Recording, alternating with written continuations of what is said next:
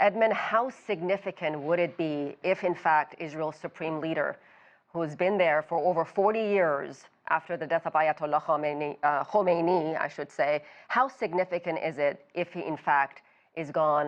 My producer is telling me in my ear that there are apparently unconfirmed reports of celebrations in the streets of Tehran. This government has faced a lot of criticism. Iran's 92 million population, I'm not saying every single Iranian opposes this government, but there's a lot of Iranians who wanted this government gone. They're tired of the economic problems, they're tired of the repression, they're just tired, and they want to make ends meet, and they want certain freedoms. Well, this is very true. I mean, we saw this.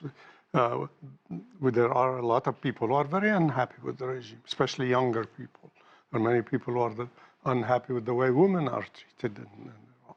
But at the same time, there are still a lot of people who feel that this is a threat to Iran as a country, as a nation. What do you mean by that? Why? Because I think what we saw during the recent events, who were the people who were used the most, or Israel and the various intelligence agencies, Western intelligence agencies used?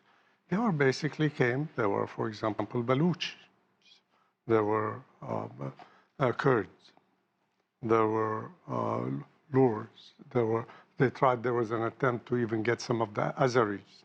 But that shows that one of the objectives, clearly, of Israel, not only in Iran, but in the whole region, is to weaken most of these states to allow Israel to remain as a hegemon, as the most powerful country in the region. And when you weaken some of these countries, and what we have seen, Iraq was one of the major countries in the region. It's much weaker, and we're still facing struggles. We have ISIS there. We have the tensions between some of the Sunni and the Shia conflict. We see the problems that other minorities are facing. And this is a way to keep that country weak. We saw the same thing happening in Syria. We saw it happening in Libya. Who benefits from this?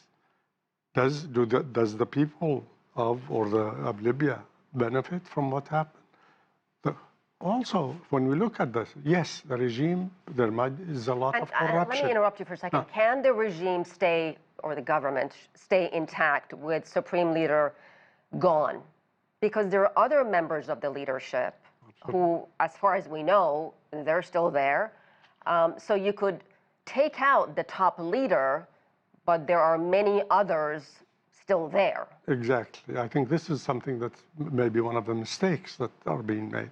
Or perhaps if we can get the leader, this is going to have a devastating impact on the population. There will be opposition, and the opposition will be strengthened, and that might lead to the collapse of the regime. But at the same time, I'm sure there are also many other people within Iran, within the National Security Council, Majlis, there are people who are prepared already to assume leadership. Mm-hmm. And that makes it much more difficult, I think, because Iran's not as easy. And even if certain parts of the country, let's say, the opposition takes control, there are a lot of other parts of the country, that are going to stand up and will continue. They do not want to see foreign occupation. The best way to bring about regime change is from within, not by using coercion. Well, that didn't happen for 47 years. So. It's true, but yes, this is. I mean, the regime had also its support. Yeah. We cannot. And what happens to them?